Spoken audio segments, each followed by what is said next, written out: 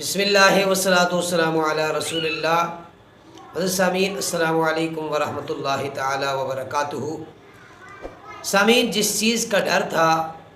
وہی چیز ہوئی اور وہی چیز سامنے آ گئی۔ دعوت اسلامی کے حوالے سے کئی لوگوں نے یہ کہا تھا کہ یہ ختم نبوت کے غدار ہیں، کیوں جب بھی حضور صلی اللہ علیہ وآلہ وسلم کی ختم نبوت پر کوئی بات آتی ہے تو کبھی بھی ان کا کوئی شخص بھی بولا نہیں ہے، کسی نے کوئی آواز نہیں اٹھائی ہے، نہیں ان کے چینل پر کبھی ختم نبوت کے حوالے سے کوئی گفتگو ہوئی ہو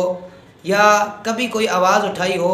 تو آج پتہ چلا کہ اس کی مین وجہ کیا ہے۔ دعوت اسلامی کا ایک مفتی ہے اور وہ سر عام کہہ رہا ہے کہ امیر دعوت اسلامی سال میں صرف ایک مرتبہ جلوس نکالتے ہیں حضور کی ولادت کے حوالے سے، اور ساتھ ہی پھر وہ کہنے لگا کہ یہ جو روزانہ گلی کوچوں میں جلوس نکلتے ہیں، ریلیاں نکالی جاتی ہیں، اور بالخصوص اس نے کہا کتنا بدتینت انسان ہے اور کیسا منافق انسان ہے، کہتا ہے کہ یہ جو روزانہ ختم نبوت کے حوالے سے ریلیاں نکالی جاتی ہیں اس کی کیا ضرورت ہے۔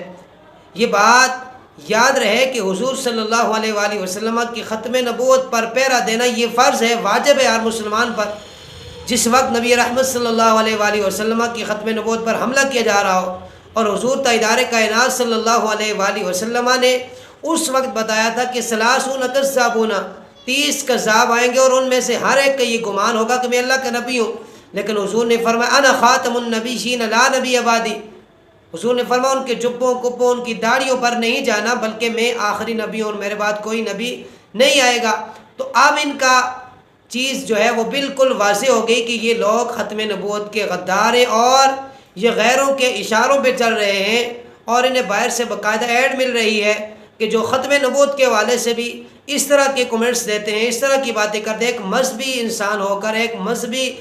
جماعت ہو کر وہ اس طرح کی باتیں کرتا ہے، تو انتہائی افسوس ہوتا ہے کہ حضور صلی اللہ علیہ وآلہ وسلم کی ختم نبوت کے حوالے سے اگر ریلی نہیں نکالی جائے، حضور کی ختم نبوت کے حوالے سے بات نہ کی جائے، تو پھر کس حوالے سے بات کی جائے۔ تو اللہ تبارک و تعالیٰ کی بارگاہ میں دعا ہے کہ ایسے لوگوں سے ہمیں محفوظ فرمائے، اور ان کا جو چہرہ ہے وہ بالکل سامنے آ گیا ہے۔ اب عوام اہل سنت کو سمجھ لینا چاہیے کہ یہ لوگ کون ہیں اور کس کی گود میں بیٹھ کر یہ باتیں کر رہے ہیں۔ اللہ تعالیٰ سب کو عمل کی توفیق نصیب فرمائے۔ تاجدار ختم نبوت زندہ باد، زندہ باد، زندہ باد۔